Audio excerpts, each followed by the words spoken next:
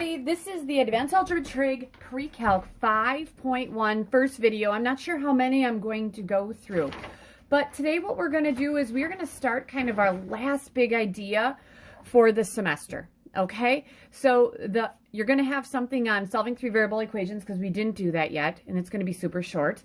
You're going to have something on solving trig equations. We did that last week, and we're going to do a little of that this week as well, okay? And today we're going to be looking at fundamental trig identities and simplifying them.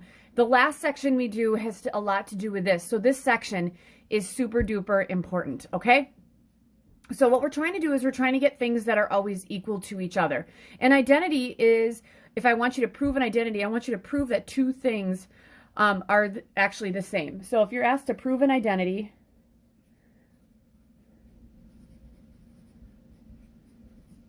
this means that you're going to show that two, usually they're just expressions, are the same. All right, so that's going to be the bulk of our end of the year thing. All right, so for example, if I want you to, so this will be example one, if I want you to show, all right, if I want you to show that x squared minus 1 over x plus 1 equals x minus 1. The question is, what would you do? And if I want to show that it's an identity, I want to make sure that it's always true. One thing I'm going to add in here is that x cannot be equal to -1, because if x equals -1, the denominator is 0. So essentially, this is just like an algebra proof. So I know that I can factor this. That'd be an x plus 1 times an x minus 1, and that's all over x plus 1. Now, I'm not going to rewrite the right side again because I'm just making the left side into the right side. Well, wouldn't these guys divide out and this equals x minus 1? Sorry, people are handing in their homework. That equals x minus 1. That checks, so we're good. All right? So that's what I'm looking at whenever I'm trying to prove things. Now, in trig, you have to be able to have all these identities in order to substitute things that are the same. See, I know how to factor this, so I can actually use my my ability to factor to simplify things. But I also need to be able to substitute things in that are the same, all right? So I got to figure out what those are. Okay, so basic trig identities is what we're going to look at today. And we actually use these to solve as well, but I didn't have any solving ones for you that you had to use basic trig identities. These are always true. These are things that are always true. And some of them you know, and some of them might be new. Okay, so we have three sets of basic trig identities. First, the reciprocal identities. And I'm going to preface this stuff, you guys, to say that whenever I was your age and I was going through all this stuff, I actually had a note card with all these on them. I know some of the pre-calc kids have already done this, and I'm helping one, and she just makes sure she has the Pythagorean ones down because those are the ones she forgets. But I have this, granted this is all different because, not different, but less because of what we're doing with online learning. But these are all the identities that I usually give to kids. Now, we're not using the sum and difference. Even and odd I'll go over because I think I have a couple problems, easy problems that work with those. We're going to look at the cofunction ones. But the big ones are the ones on the top. So I never make kids memorize these because I think if you can look it up, go for it. So what I'll try to do is I'll try to remember to send you a Google Doc of that because I think it's super helpful. And if you have a printer, you can print it off. If not, I would just write all the ones that we end up using, okay? And what I'll do is, because my notes are a little different than in the past, I'm going to put stars by the ones that are super important. So reciprocal ones are reciprocal identities. All right, so the first one, the sine of x. Isn't that the same thing as 1 over the cosecant of x? So the sine and the cosecant, they're reciprocals of each other. The cosine of x, isn't that going to be 1 over the secant? Because they're reciprocals of each other. And the tangent of x is going to equal 1 over the cotangent of x because they're reciprocals of each other. All right. For the same reason, then, couldn't I say that the cosecant of x, its reciprocal is the sine, so that would be 1 over the sine of x. The secant of x, that's going to be the reciprocal of the cosine, so that's 1 over the cosine of x. And the cotangent, that is the reciprocal of the tangent, that's 1 over the tangent of x. All right, so those I use quite often. Like if I had the cosecant, a lot of the times I want to write them as sines and cosines. I will tell you that every trig ratio can either be written as a sine or a cosine. So the sines and the cosines are already sines and cosines. Cosecant is 1 over the sine. Secant is 1 over the cosine. I can substitute those. So that might make you think about the tangent. What is that? Okay, remember when we were going on the unit circle and we would say the tangent is, and remember a lot of sine over cosine. Yes, super important. This is where it comes into play. So I can fit this on here. This is what we call a quotient identity. And I'm not going to fall off there. That's good. And there's only 2 of them. I'm going to star this because this is one of those super duper important ones, okay? Quotient identity. The tangent of any angle is equal to the sine of that angle over the cosine of that angle. And because the cotangent is the reciprocal of the tangent, wouldn't the cotangent be the cosine of that angle over the sine of that angle? Okay, so anywhere I see, like I always tell kids, I can change anything to sines and cosines. The sine and the cosine is the sine and the cosine. The tangent is the sine over the cosine. The cosecant is 1 over the sine. Secant, 1 over the cosine. Cotangent, cosine over sine. There you go. All right, so as we're kind of doing this, I'm going to go through my notes as I'm going because I want to make sure we get through everything. I do that in class too. So it's like we're being in class, okay? So those are my first ones. All right, then we go to these big ones. Really big one is the Pythagorean identities.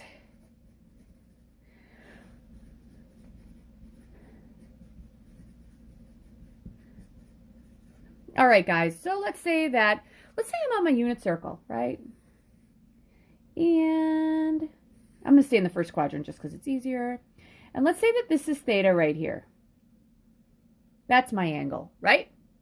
All right, so since this is a unit circle, all right, wouldn't this have to be 1? We good with that? All right, and then if I make my triangle right here, okay, wouldn't to go to the right, wouldn't this be, these coordinates always go on a unit circle, it's cosine, sine, and it's of the angle. Well, this time my angle is theta, so wouldn't my x be the cosine of theta, and my y is the sine of theta? We good with that? All right, so then if I would take this over, because this is a right triangle, if I make it bigger, because I always tend to make my triangles a little bigger. So this is theta, this is 1. This side represents the cosine of theta, and this represents the sine of theta. Okay, if I looked at using the Pythagorean theorem with this, wouldn't this be, so using the Pythagorean theorem,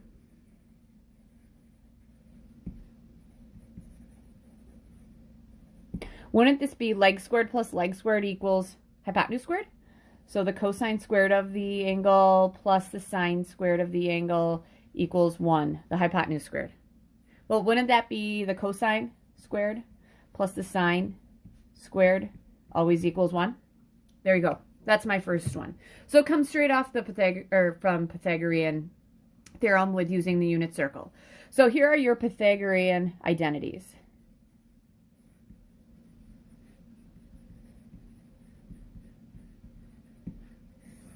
All right, Pythagorean identities. First one. I'm going to flip this around. I don't know why we always do the sine squared plus the cosine squared. Maybe I'm just so used to this. So I'm going to say the sine squared of theta plus the cosine squared of theta equals 1. And what you're going to see is I'm going to use different representations for my angles because you're going to have thetas, you're going to have betas, you're going to have x's, you're going to have all different representations for your angle. So I'm trying to get you guys used to that. All right, so here's what I'm going to do. This is my Pythagorean theorem. I'm going to do a couple things to this, okay? First thing I'm going to do to this, I'm going to take the cosine squared plus the sine squared equals 1. And then I'm going to take it and I'm going to do something else to it. All right, because I'm going to derive 2 more off this one. And I'm going to show you how to even derive more off of it. All right, so would it make sense that if couldn't I just divide everything by a cosine squared? All right, cosine squared over the cosine squared, isn't that 1? Plus sine squared plus cosine, or over cosine squared, isn't that the tangent squared? Equals 1 over the cosine squared, isn't that the secant squared? Great. So we have 1 plus the tangent squared of theta equals the secant squared. That's another one. These all derive off of that original one.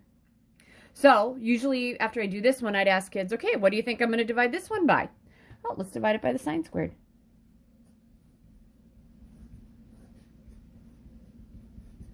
Okay, cosine squared over sine squared, isn't that the tangent squared? I'll kind of go down here. I'm sorry, the cotangent squared, my bad, because the sine over the cosine is the tangent. The cotangent squared plus sine squared over sine squared is 1. That equals 1 over the sine squared. Isn't that the cosecant squared? That's my other one. So the cotangent squared of theta plus 1 equals the cosecant squared of theta. All right, now, here's the other thing. You have all these derivations of these that you can use, okay? So like in this one, if I would subtract a if I would subtract a cotangent squared, couldn't I say 1 equals the cosecant squared of theta minus the cotangent squared of theta? I could also say if I subtracted 1 from the top, couldn't I say that the cotangent squared of theta equals the cosecant squared of theta minus 1? For this guy, okay, I could subtract 1 and say the tangent squared of theta equals the secant squared of theta minus 1. That's subtracting 1 from both sides. Or if I subtract the tangent squared, wouldn't that be 1 equals the secant squared of theta minus the tangent squared of theta? So these are my main 3, but I can derive these 2 and then those 2, right? All right. And then also from the sine squared plus the cosine squared, you guys, I actually derive a lot of those, because I've done a lot of these lately. If I would subtract a sine squared from both sides, wouldn't the cosine squared of theta equal 1 minus the sine squared? And then I could do the same thing where I'd subtract a cosine squared. Wouldn't the sine squared of theta equal 1 minus the cosine squared? And as we do more of these, you guys are going to totally get when you should be using them. But, should put a star here. Those guys are gotta knows. Those are the ones you have to know. Like, we're talking pre-calculus teacher. We're talking about what we need to know. Yeah, they gotta be able to prove things. They better know that the sine squared plus the cosine squared equals 1. And I'm praying to God you guys do. All right, so that's that. All right.